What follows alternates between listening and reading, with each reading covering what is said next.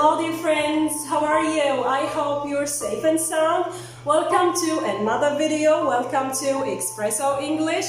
So I know it's been so long, but today's lesson is especially for my baccalaureate students. They're sitting for their exam tomorrow, so your teacher wishes you a very good luck. Break a leg. So اليوم الدرس غادي يكون على كيفاش ندير نتعامل مع الأسئلة ديال الامتحان الوطني ديال اللغة الإنجليزية وكيفاش ندير نجاوب عليهم بطريقة سهلة وذكية بلا ما نضيع الوقت, right? So I choose an exam. اختاريت واحد من الموك اكزامز اللي هما تجريبيين اللي داروا في هذه الفترة هذه من طرف بعض الأساتذة لهم الشكر الجزيل. So اختاريت واحد من الاكزامز وخديته كنموذج اللي غادي نوريكم كيفاش ديروا تخدموا عليه بالطريقه ديال التكست الكومبريهنشن لانجويج etc. So first عندنا مثلا text. So here is the text. يكون عندكم text. So ما نتخلعش من اللينث يعني الحجم ديال النص. اول حاجه نديرها باش ما نضيعش الوقت. So كاين جوج طرق. كاين الطريقه الاولى هي انني نقرا النص قراءه واحده المره الاولى وعاد نشوف الكومبريهنشن.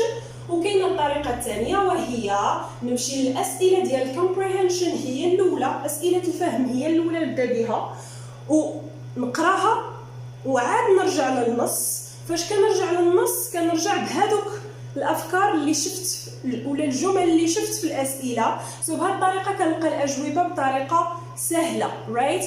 وحاجه اخرى دائما ديروا في بالكم بانه الاسئله كتكون غدا بالترتيب. يعني شنو كنقصد بالترتيب؟ يعني الاجوبه ديال الاسئله مثلا الجواب ديال السؤال الاول لقيتيه في هذا الباراجراف, جواب السؤال الاول. السؤال اللي تحت منه راه ما يمكنش تلقى الجواب ديالو فوق منه. دائما السؤال ديال الجواب الثاني, السؤال الثاني الجواب ديالو غادي تلقاه تحت من سؤال الجواب الاول, رايت؟ يعني ما تبقاش تضيع الوقت وتعاود ترجع تقرا النص من الاول اولا من فوق داك الجواب اللي لقيتي, رايت؟ نمبر 3 for منصف سلاوي بالنسبه ليه the project will provide hundreds of millions of the vaccine by June 2020.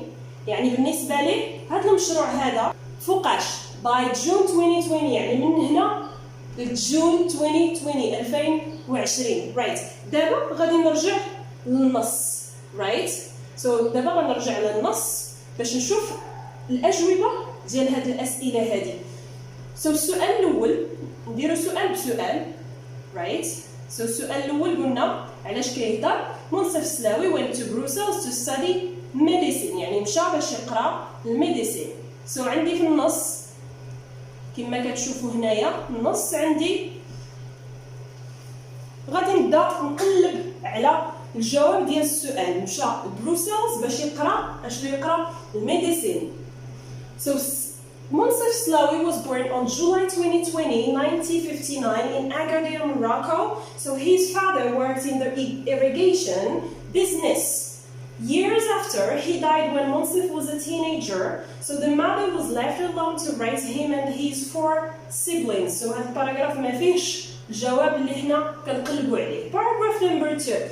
Slawi graduated from Mohammed V High School in Casablanca in 1976. Slawi left Morocco at the age of 17 to study medicine in France.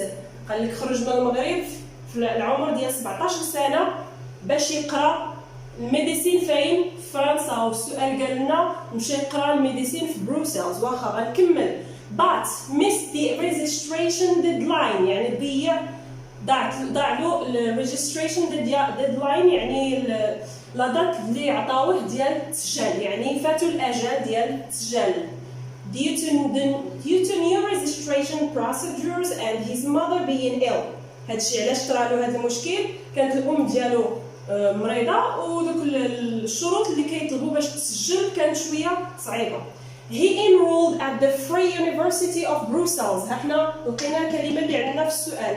So he enrolled at the Free University of Brussels, يعني تسجل في اليونيفرسيتي ديال بروسلز اللي هي فري فابور ما كيخلصوش فيها الفلوس.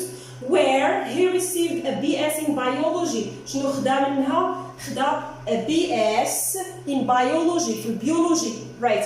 يعني السؤال الاول automatically it is false, ما مشاش لبروسلز باش يقرا الميديسين, كان غيقراها في فرنسا ولكني ما كتبش. دونك منين ما كتبش مشى لبروسلز وقرا البيولوجي وخدا البي اس في البيولوجي. سو فولز والجاستيفيكيشن هو he received a biology بي اس in biology في بروسلز وفي فرنسا ما قلنا ما تيسراتش ليه الامور. دونك it's false. question number 2 غنرجع للسؤال وكما قلت لكم فاش غادي نرجع باش نقلب على الجواب ديال question number 2 ما غاديش نلقاه فوق من الجواب اللي قلبت عليه دابا وانما غنكمل القرايه. So Slawi spent 27 years to find a vaccine to Ebola virus. قال لك دوز 27 عام باش يلقى الفاكسين الإيبولا فيروس. سو غنكمل القرايه من البلاصه اللي بقيت فيها باش نشوف واش بصح true or false باش نقدر نعطي justification صحيحه. right.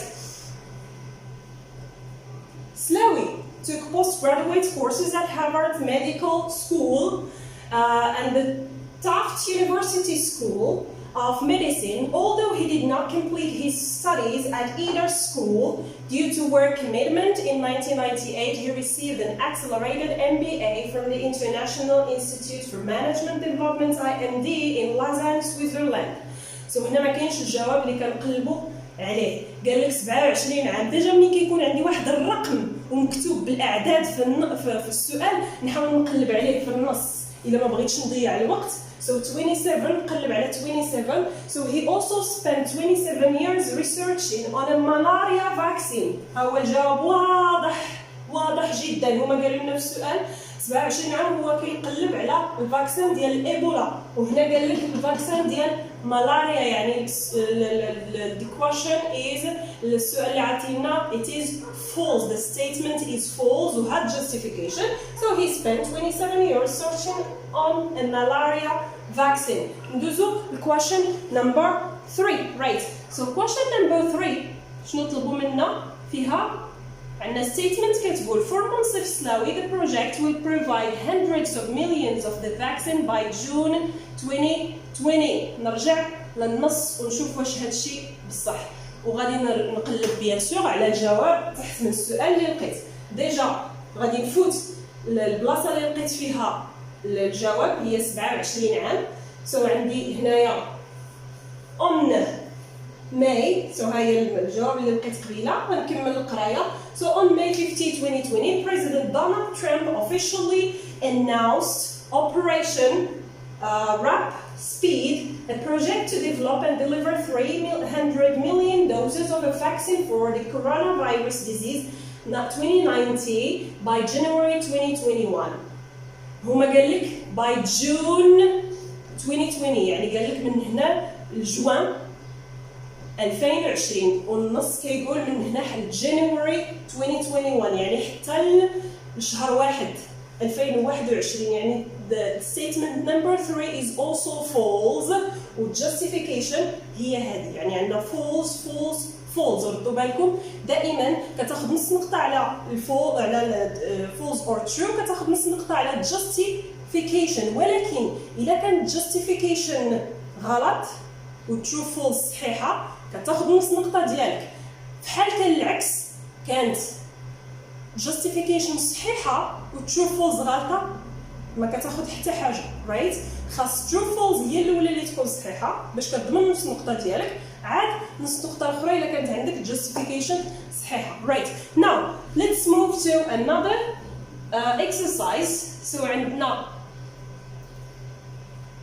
السؤال الثاني اللي كيكون دائما حتى هو answer تقريبا كيكون answer these questions يعني غتجاوب على الاسئله التاليه من النص. كاين شي مرات كيكون الاسئله سهله لدرجه اننا ملي كنكونوا ديجا قرينا النص ما كنحتاجوش نعاودو نرجعوا ليه.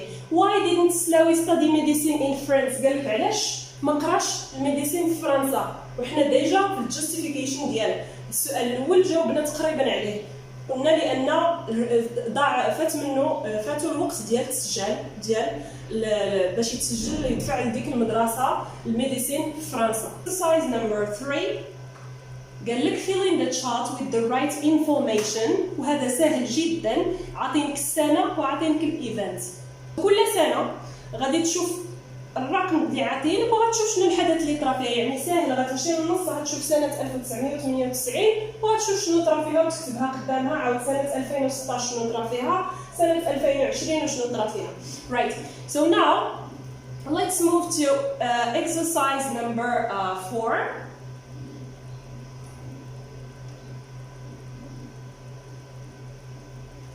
اللي هو دي.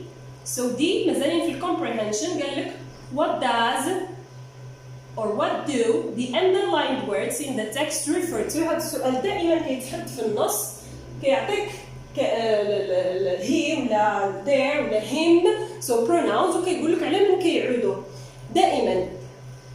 مثلا سارة is a hard working student، يعني سارة كتقرا مزيان، غندير نقطة وما بغيتش نعاود سارة جوج مرات غنكتب she is a beautiful girl.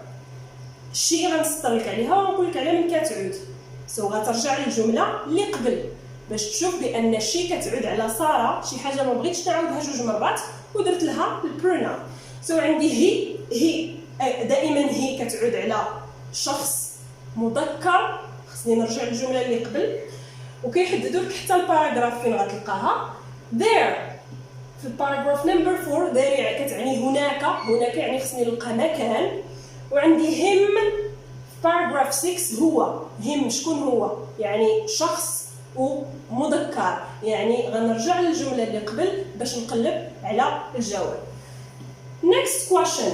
Find in the text words or phrases which mean the same as. يعني غنقلب في النص على إما كلمات أو لا phrases كما عطيتكم هنا في حال هذه phrasal verb اللي كيعنيو تقريبا نفس الشيء. عندي paragraph number 2 grow up، راه كيحددوا لك حتى الباراغراف.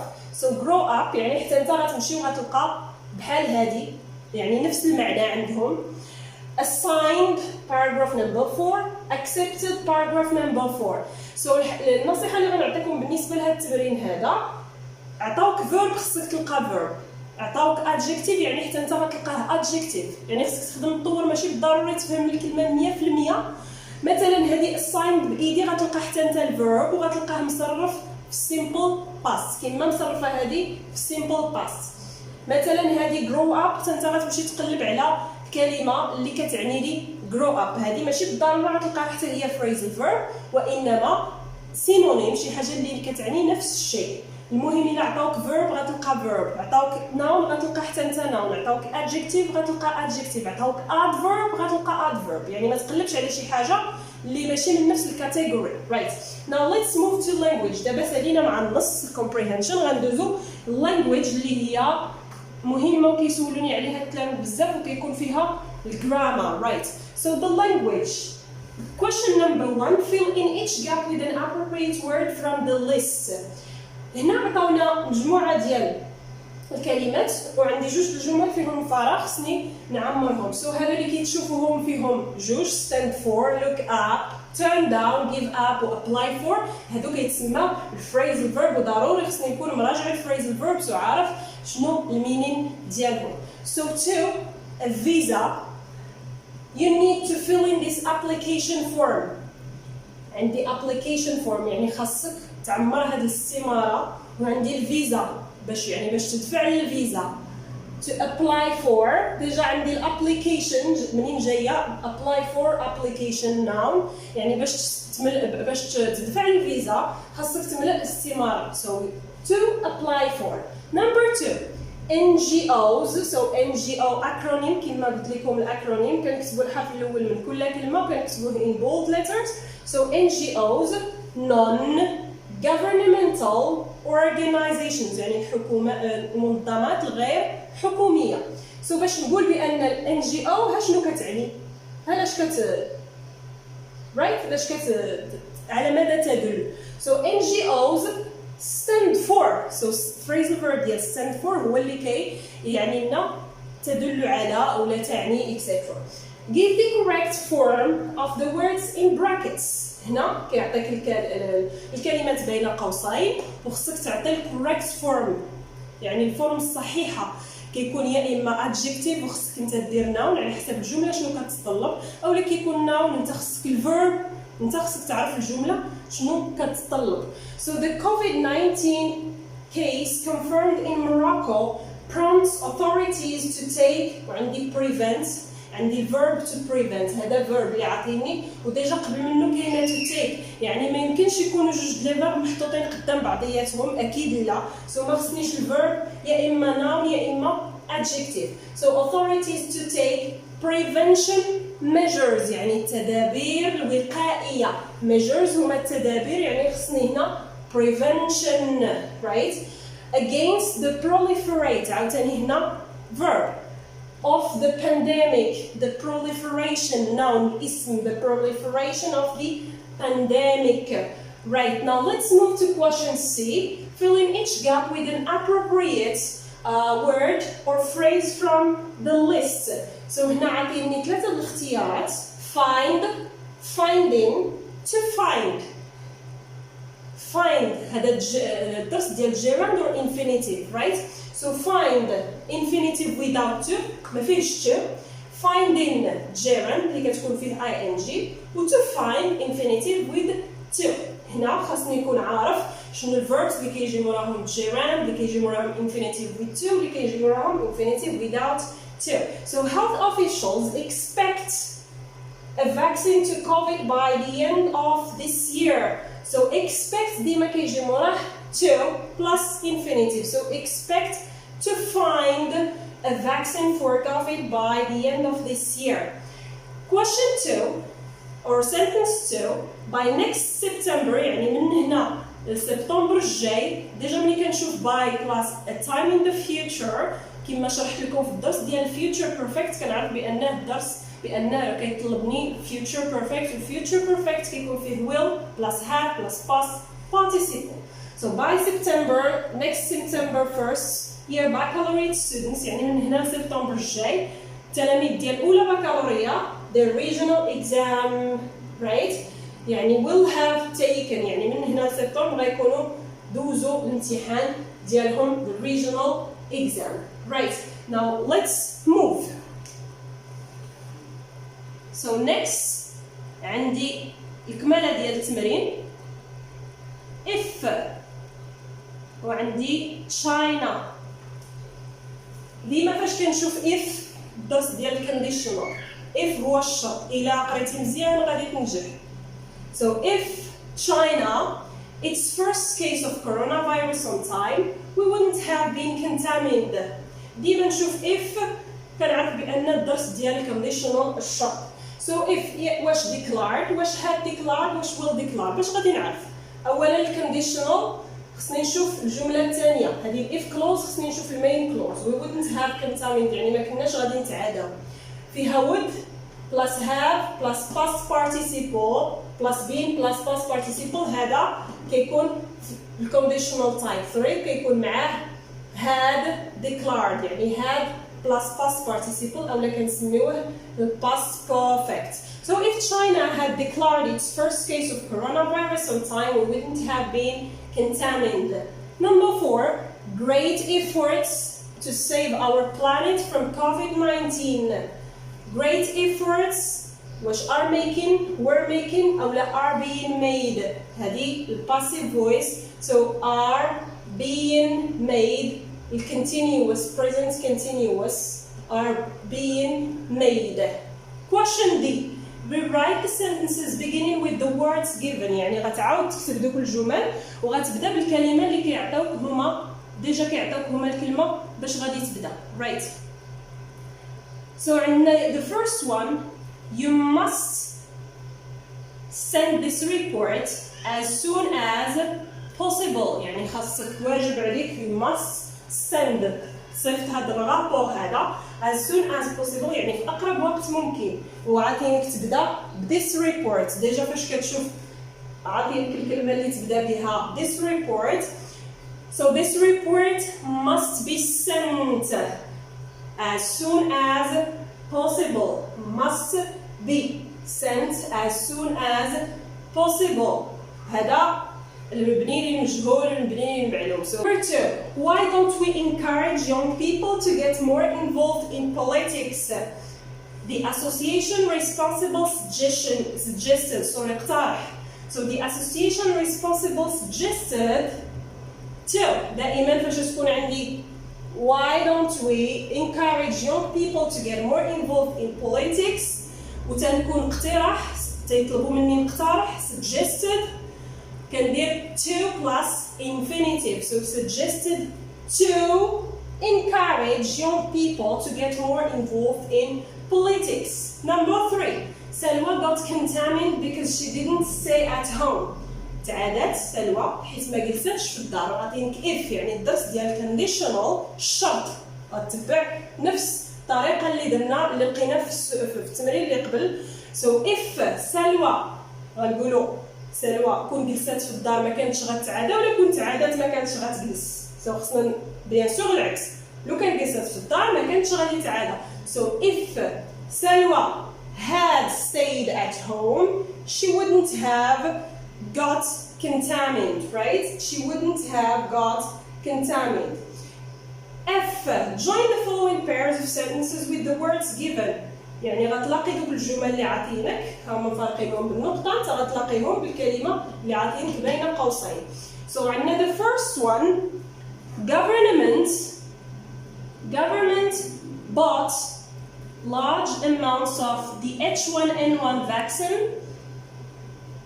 They want to stop swine flu وعندي so that لأجل so that أكيد ما غاديش نديرها في الآخر ما غاديش تبقى هنا.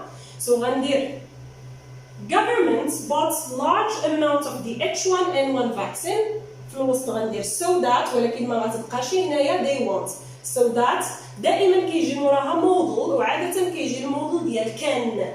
so that غنحيد want وغندير can so that they can stop غنحيد to بطبيعة الحال so that they can stop the swine flu. Number 2 the exam was postponed يعني الامتحان تأجل وعندي نقطة there is a global disease يعني كاين واحد المرض اللي هو عالمي because of بسبب so because of نقدر نبدا بها ونقدر تجي في الوسط. إلا بغيت نبدا بها غندير because of the global disease غنحيد there is حيت خصني noun because of كيتبعها noun. so because of the global disease the exam was postponed. ولا بغيت نخليها في الوسط غادي ندير the exam was postponed because of the global disease.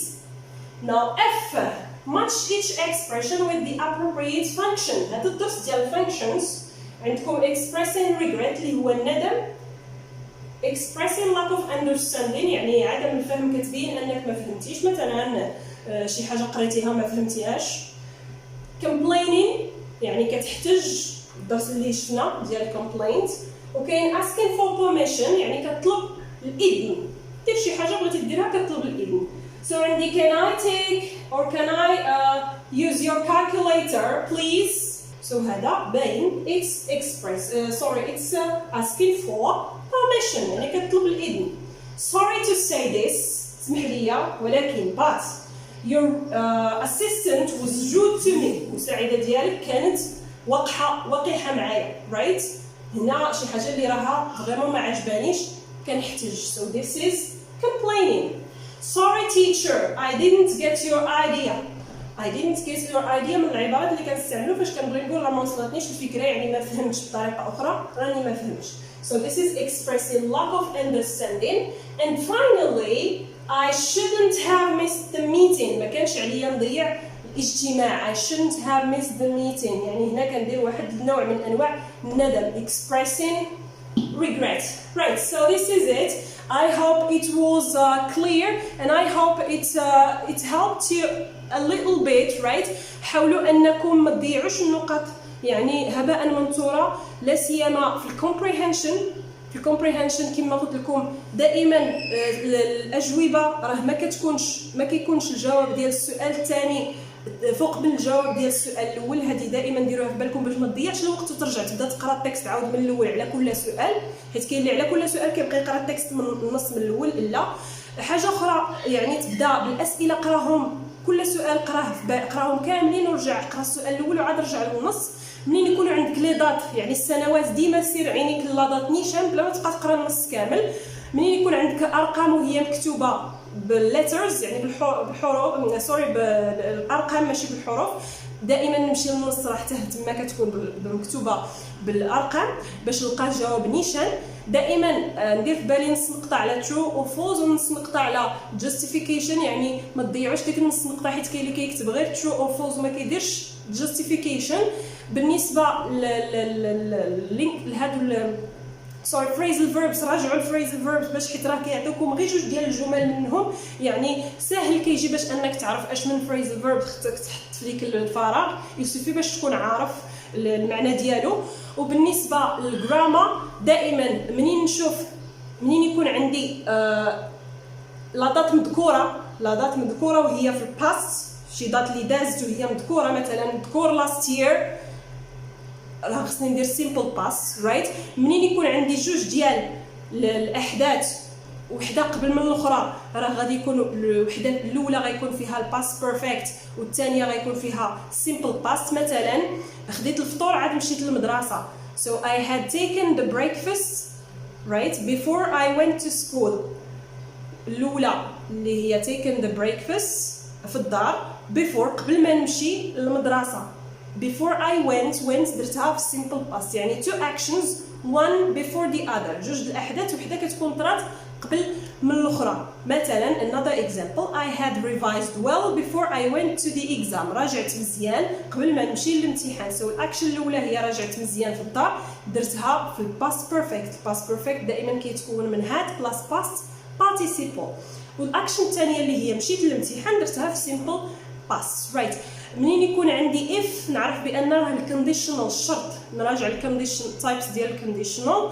منين يكون عندي by زائد واحد تايم في الفيوتشر، واحد لو طون مازال ما جاش، مثلا من هنا قال لك سبتمبر الجاي 2020 اولا من هنا جانيوري 21 باي جانيوري 21 مازال ما جاتش جانفي 2021. دائما باي زائد واحد تايم في الفيوتشر كنستعمل الفيوتشر بيرفكت اللي كيكون كيتكون من will plus have plus past participle. For example by August 2020 you will have got your back. من هنا لاوت 2020 غتكونوا شديتوا الباك. سو اوت مازال ما جاش، درت العباره ديال باي زائد August اللي هي اوت. سو by August 2020 you will plus have got verb to get for past participle got your baccalaureate right. So this is it. I think it's all. So please try to concentrate very well, do not waste time. I hope it was beneficial and to the point. Thank you so much for your attention and I wish you a very good luck. Break a leg. Thank you so much and see you. Bye.